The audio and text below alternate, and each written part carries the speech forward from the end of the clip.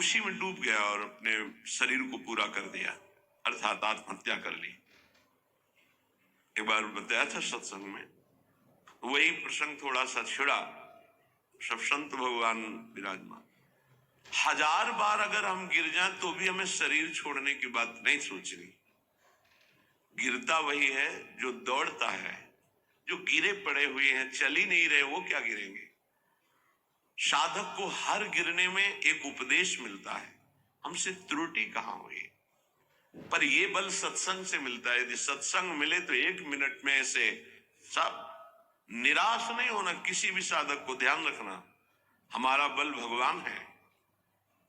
कोई हम में त्रुटि है, कोई अभिमान है, कीन्हो इस कभो अभिमाना सुखो वंचा कृपा निधाना, बहुत ये गूढ़ बात है। साधक में कहीं ना कहीं थोड़ा जितेंद्रियता का, साधुता का, दिव्यता का अभिमान हो जाता है। उसका नाश करने के लिए उसको घुटने टेकने पड़ते माया के आगे। तब उसको लगता है नहीं, सर्वलोक महेश्वर भगवान ही मुझे चला रहे हैं, मेरे में कोई सामर्थ्य नहीं है। कभी ऐसी किसी के साथ घटना घट जाए तो आपको प्रायश्चित होगा, क्योंकि भक्त है, आपका हृदय जलेगा, दंड मिलेगा, निंदा होगी, अपमान होगा, लेकिन आपको निराश नहीं होना। आपकी परम पदवी को कोई भी बाधा नहीं पहुंचा सकता। ये ध्यान रखना, हमारे शब्द याद रखना। कभी कदम पीछे मत चलाना, आगे ही बढ़ाना। ये संसार नहीं जानता। तभी हम कहते हैं कि संतों के पास बैठकर जो सुना जाता है उनके अनुभव सुने जाते हैं। शास्त्रों में तो सब लिखा ही है, लेकिन जो शास्त्रों में लिखा है उसका उन्होंने साक्षात्कार किया है, फिर अनुभव करके बोल रहे। तो इस बात को समझे, 1000 बार त्रुटि हो जाए, गलती हो जाए, हम ये नहीं कहते गलती करो, लेकिन 1000 बार गलती हो जाए तो भी हमें प्रभु का मार्ग नहीं छोड़ना और अपने शरीर को किसी भी तरह से बाहरी दंड नहीं देना, आंतरिक दंड देना है। उपवास के द्वारा, कम आहार के द्वारा, परिक्रमा, नाना प्रकार की तपस्या का अनुष्ठान करके भस्म कर दो अपनी वासना को और प्रभु को प्राप्त करो। शरीर छोड़ने से आत्महत्या करने वाले की वो दुर्गति होती, भूत बनता कोई भी हो, चाहे साधु वेश में चाहे गृहस्थ में हो, पक्का समझना। आत्महत्या करने वाले को भूत योनि की प्राप्ति होती है और बड़ी दुर्गति होती है उसकी। एक बूंद पानी पीने को नहीं मिलता। पानी की प्यास की कीमत वही जानते हैं जिनको प्यास होने पर पानी नहीं मिलता। तुम क्या जानो? एक बूंद पानी उस जीवात्मा को नहीं मिलता जो प्रेत योनि को प्राप्त होता है, तो पागल बना घूमता है, फिर किसी निकृष्ट आचरण वाले के ऊपर सवार होकर तब वो अपनी प्यास बुझाना चाहता है।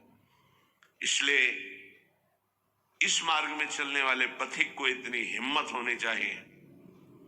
लोका स्वच्छंद निंदाम विंदधति यदि में किम ततो दीन दीनम।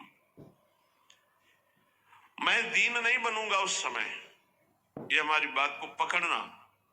हमारी निंदा हो रही, तिरस्कार हो रहा, अपमान हो रहा है, अगर गलती नहीं हुई तो दीन बनने की तो बिल्कुल आवश्यकता नहीं। अगर गलती हो गई तो भी दीन बनने की आवश्यकता नहीं। क्यों? क्योंकि कुश्ती लड़ने वाला ही हारता है, सदैव विजयी नहीं रहता। कभी कभी दांव चूक जाता है, दोबिया पछाड़ में गिरता है। ऐसे ही हमारा युद्ध हो रहा है काम से, क्रोध से, लोभ से, मोह से, मद से, मत्सर से। ये क्या जाने, संसारी क्या जाने। मानो 30 वर्ष लड़ते हुए उसे व्यतीत हो गए, कभी घुटने नहीं टेका, लेकिन अगले मिनट में चूक हो गई और घुटने टेक दिया। अब संसार उसकी पराजय की निंदा करेगा, लेकिन हम उस उपासक को सपोर्ट करते हुए हृदय से कहते हैं, कभी ने घुटने टेका, फिर खड़े हो और दौड़ प्रभु की तरफ। देख तो संसार पर विजय प्राप्त कर ही लेगा। नामे भक्ता प्रणश्यति।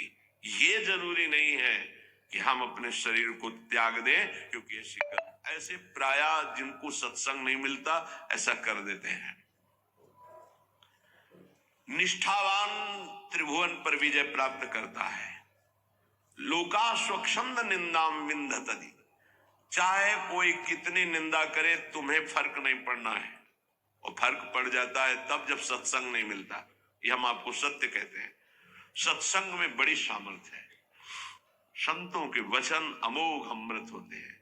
सत्संग ही बचाता है, संत वाणी ही उठाती है हमको। नहीं तो कभी कभी ऐसी दशाएं जीवन में होती हैं कि साधक निराश हो जाता है? जिसको किसी को कट व्यवहार नहीं करते, किसी से कोई मतलब नहीं रखते, अपना लक्ष्य केवल, फिर भी गाली दे रहे, फिर भी ऐसे ऐसे षड्यंत्र रच रहे, फिर भी प्रतिकूलता। हे नाथ, ऐसा क्यों हो रहा है? ये कमजोरी हमारी है। इस कमजोरी को संत वाणी दूर करती है पक्का।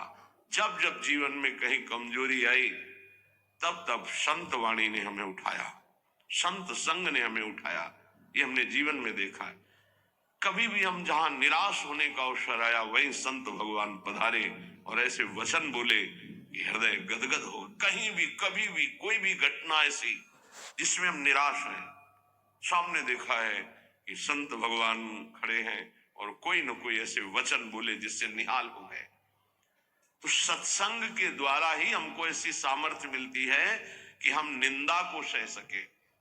फिर कह रहे हैं, सर्वम चेतः स्यात् कुटुंब किमिव मम ततो दुर्दशाः स्युस्तता किम।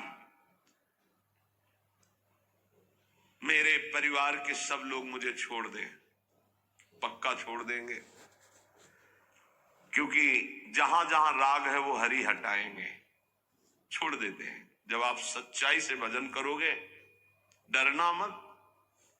सच्चाई का जब जिस दिन भजन होगा तो परिवार का राग छूटेगा, पर परिवार में भगवत भाव रहेगा। वही हम कह रहे हैं कि भगवत भाव से प्रीति करो, राग पूर्वक नहीं। राग का नाश, राग होता है आंतरिक, बड़ा सूक्ष्म होता है। ततो दुर्दशा स्युस्तता किम। सब पूरे परिवार के छोड़ दिए, लोक में निंदा हो रही है और शरीर दुर्दशा को प्राप्त हो रहा है। ये होता है, ऐसी परिस्थिति आती है। इसी में दिव्य शरणागति का उदय होता है। दिव्य शरणागति जिसे भगवान की पूर्णता होती है, भगवान जिससे तृप्त हो जाते हैं शरणागति में, वो शरणागति इसी में होती है। लोक में निंदा हो रही, कहीं रहने का ठिकाना नहीं, कोई भी प्यार करने वाला नहीं, जिधर देखो तिरस्कार, और कोई अपना सृष्टि में कहने वाला नहीं। पूरी सृष्टि में कोई एक अपना कहने वाला नहीं। ये स्थिति आती है। स्थिति उस समय आर्त भाव से जो होता है वो शरणागति। जैसे गजेंद्र को कोई अब सहयोग देने वाला नहीं, अगले झटके में डूब जाएगा। अब याद आई हरि, अब वो शरणागति, एक सेकंड नहीं लगा, भगवान उपस्थित हो गए। हमारी बात समझना, ये शरणागति पढ़ लिख के नहीं होती, ये परिस्थिति पैदा की जाती है। जैसे अभी एक उपासक, घर बार त्यागी, वैरागी, बड़ा ही सेवक, भगवत मार्ग का पथिक, कुछ दिनों से साधारण शरीर में अव्यवस्था हुई और कल फाइनल हो गया कि गलित कुष्ठ। बहुत पुराना प्रारब्ध जागृत होता है। जैसे भीष्म जी 6 महीना बाणों की शैया पर, बाल ब्रह्मचारी, नैष्ठिक परम तप में युक्त, ऐसे ही जब हमारी भगवत प्राप्ति का योग बनता है,